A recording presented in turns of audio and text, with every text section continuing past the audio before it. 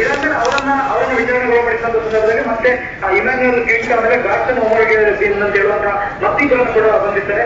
ಇದೇ ರೀತಿ 3 ಜನರನ್ನ ಸೈಬರ್ ಕ್ರೈಮ್ ಪೊಲೀಸರು ಬಂದಿದ್ದಾರೆ. ಜೊತೆಗೆ ಇನ್ಯಾರಿಗಾದ್ರೂ ಈ ತರ ಮೋಸ ಮಾಡಿದ್ದಾರೆ ಅನ್ನೋದನ್ನ ಇನ್ನೂ ಕೂಡ ತನಿಖೆ ನಡೆಸ್ತಾ ಇದ್ದಾರೆ ಅಂತ ಹೇಳ್ಬೋದು. ಧನ್ಯವಾದ.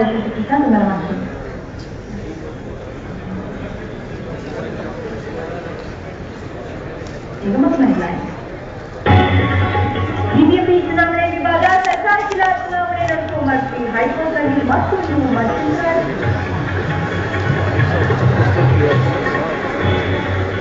ಸೈಬರ್ ವಂಚನೆ ಹಿನ್ನೆಲೆ 30 ಹಿರಿಯ ನಾಗರಿಕರ ಬಂಧನ, ಬಂಧಿತ ಇಬ್ಬರ ವೀಸಾ ಅವಧಿ ಕೂಡ ಅಂತ್ಯ.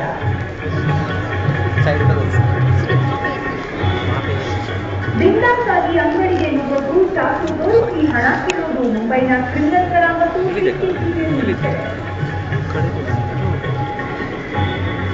ಮನೆ ಬಿಟ್ಟು ಓಡುವುದು, ಮದುವೆಯಾಗಲು ವಾಪಸ್ ಬಂದು ವೃತ್ತಿಯ ಸಂಬಂಧಿಗಳಿಂದ ಹುಡುಗರಿಗೆ ನಿಜಾಮಾಬಾದ್ನಲ್ಲಿ ಎಷ್ಟಾಗುತ್ತ ನಕ್ಸಲಿಸಂ ನಿಗ್ರಹಿಸದೇ ಇದ್ರೆ ಅಪಾಯ ತಪ್ಪಿದ್ದಲ್ಲ. ಅತ್ಯುತ್ತಮ ಪೊಲೀಸ್ ಪಡೆ ಕಟ್ಟುವುದು ಸವಾಲು. ಕೇಂದ್ರ ಗೃಹ ಸಚಿವ ಜಿವಿ ಕಳವಳ.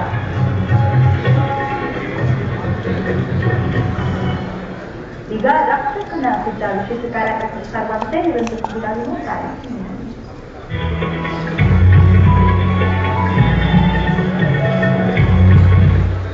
Do our eyes and ears.